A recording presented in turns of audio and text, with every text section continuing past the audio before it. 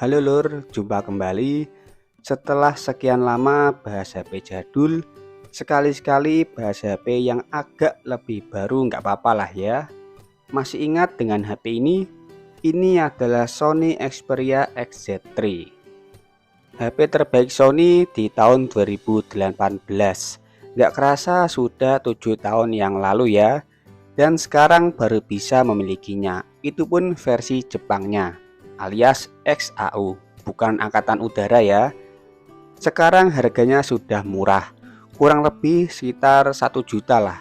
Bahkan sering saya temui di bawah harga 1 juta. Tapi rata-rata sinyalnya keblokir ya. Dan paling ada cacat di layar seperti shadow atau bergaris mungkin. Ya intinya seperti itulah. Beruntungnya unit saya aman ya, bersih, cuma sinyalnya aja yang kayaknya menghilang deh. Ya nggak apa-apa sih, toh bukan sebagai HP utama. Yang penting lainnya aman.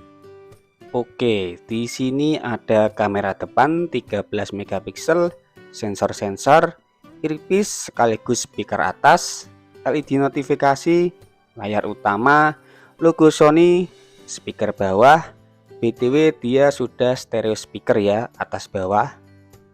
Sisi kanan ada tombol volume, tombol power, dan shutter kamera.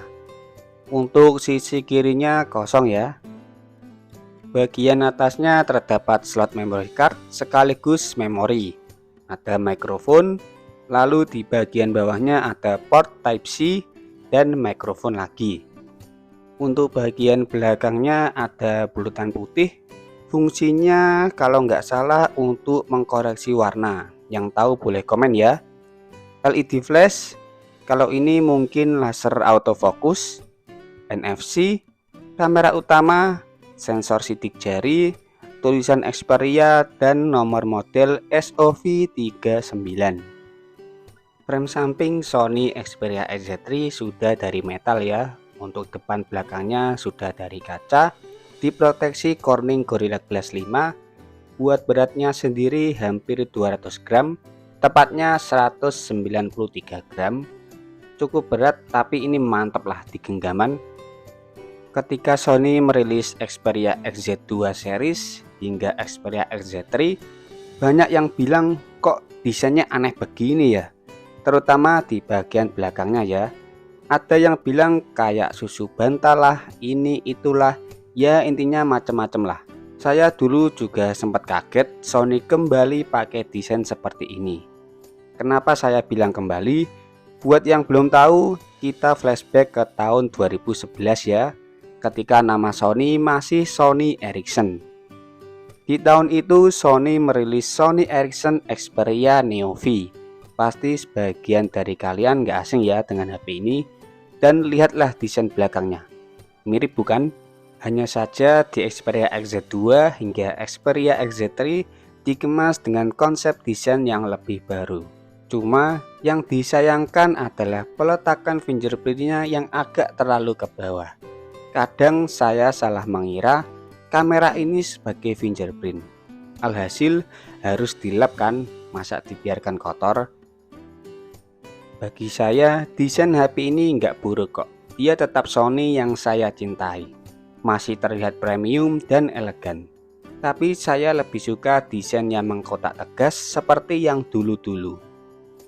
Beruntungnya di Xperia One ke atas, Sony sudah kembali ke jalurnya. Dan saya suka itu. Semoga di lain waktu bisa coba HP-nya ya lur.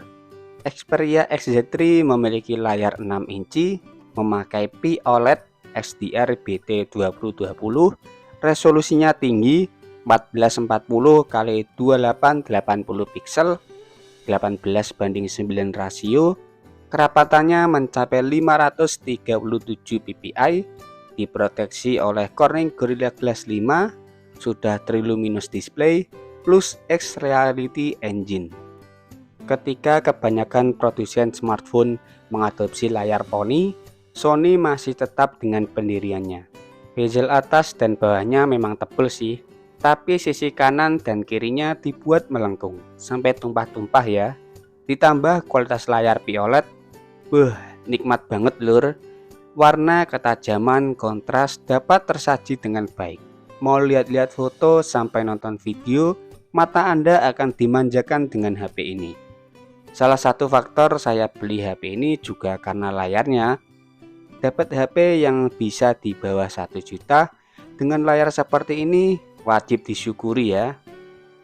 Xperia XZ3 memakai sistem Android versi 10. Itu sudah final ya.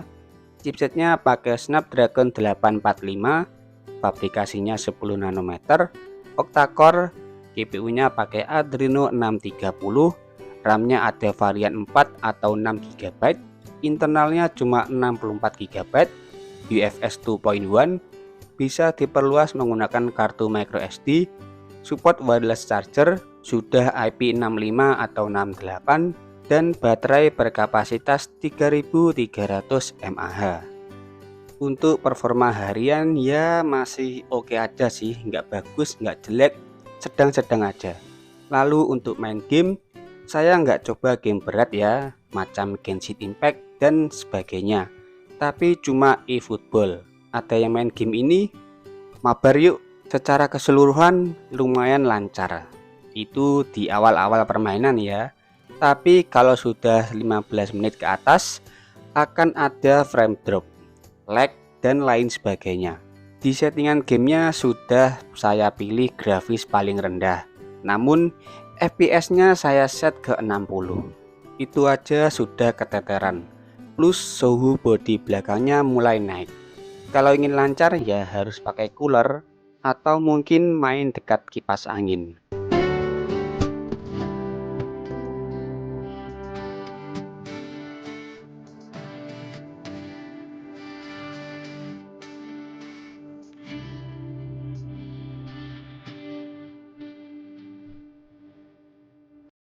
Di masa lalu, Sony terkenal di sektor musiknya bernama Walkman. Di era sekarang hanya bernama musik saja ya, khusus di ponsel saja.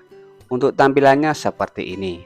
Fiturnya juga melimpah seperti DSEE HX, Clear Audio Plus, Normalizer Dinamik, optimasi otomatis, dan lainnya.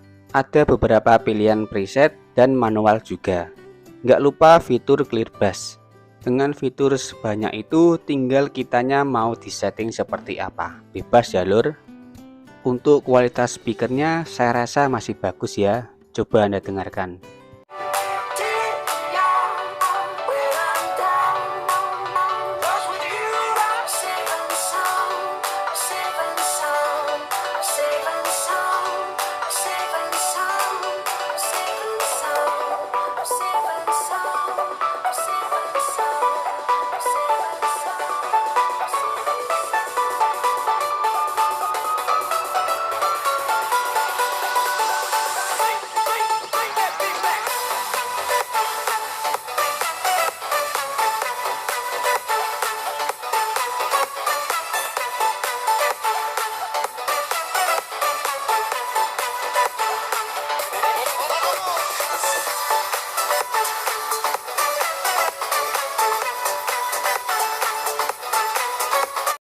Kamera depan HP ini beresolusi 13 megapiksel, berapertur 1.9, focal lengthnya 23 mm, ukuran sensornya 1/3.1 inci, mendukung XDR, bisa rekam video Full HD 1080p 30 fps, dan support EIS.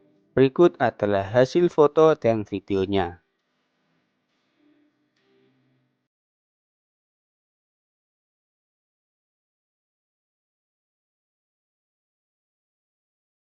Jalur ini adalah hasil dari video kamera depan. Dia mentok resolusinya di Full HD ya, 1080p 30 fps. Untuk stabilisasi juga masih aktif.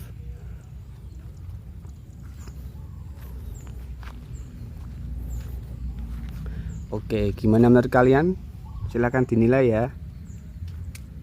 Untuk kamera belakangnya cuma sebiji doang, beresolusi 19 megapiksel, pakai G-Lens, Beyonce untuk ponsel, berapertur 2.0, focal lengthnya 25 mm, dengan ukuran sensor 1/2.3 inci, Sony Exmor RS, ada PTAF juga, laser autofocus, color spectrum sensor, LED flash, HDR, bisa rekam video 1080p, 30 atau 60 fps, hingga 4K 30 fps, mendukung slow motion 1080p, 960 fps, dan sudah ada IIS. Secara spek, kamera HP ini berasa ngeri ya, seolah semua teknologi Sony berasa ditanam pada HP ini. Hanya saja nggak ada OIS ya, itu sayang banget sih.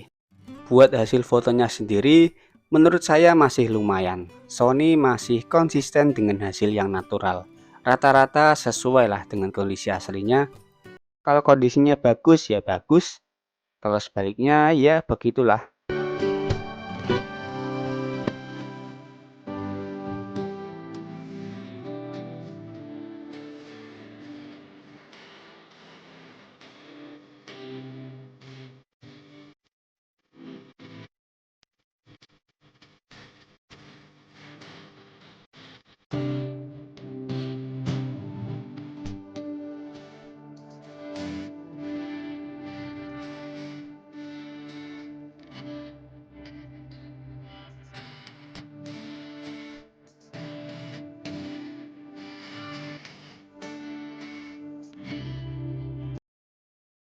Ya, kalau ini video dari kamera belakangnya. Untuk video ini saya pakai yang Full HD ya, 30 fps, dan stabilisasinya masih aktif. Untuk di Sony namanya itu aktif pintar. Dia bisa di 60 fps hingga 4K 30 fps. Cuma stabilisasinya akan berganti dengan standar ya lur, bukan aktif pintar lagi.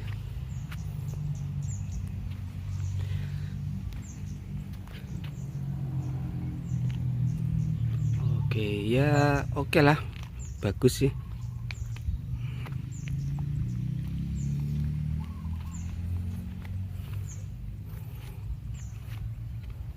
Gimana menurut kalian?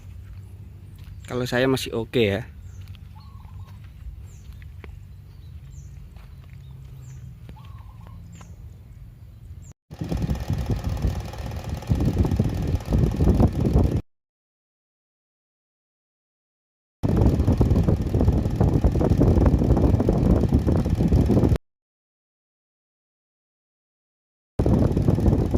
Kesimpulannya, apakah HP ini worth it untuk dibeli?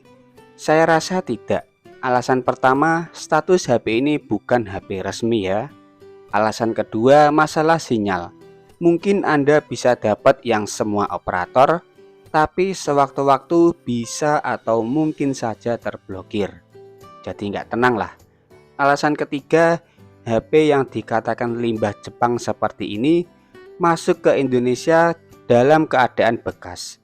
Jadi kita bisa dapat unit yang bagus ataupun sebaliknya. Meski kadang seller di toko online ada varian grade A, B, C, dan seterusnya, saya lebih sarankan Anda untuk datang langsung ke tokonya, biar lebih puas lah ngecek unitnya. Jika tiga alasan tadi nggak penting atau tidak mengganggu Anda, HP ini sah-sah aja buat dibeli. Harganya yang sudah murah, dapat bodi premium, stereo speaker, kamera yang masih oke, layar yang memanjakan mata, nikmat pokoknya. Tapi saya tidak sarankan buat HP utama ya, lebih cocok untuk HP kedua ataupun ketiga mungkin, ya semua terserah Anda lah. Saya beli HP ini juga butuh layar dan kameranya aja, untuk sinyal ya nggak terlalu penting lah. Demikian video kali ini bareng Sony Xperia XZ3. Terima kasih sudah menonton. Selamat bernostalgia. Kita ketemu lagi di video selanjutnya dan matur suwun dulur.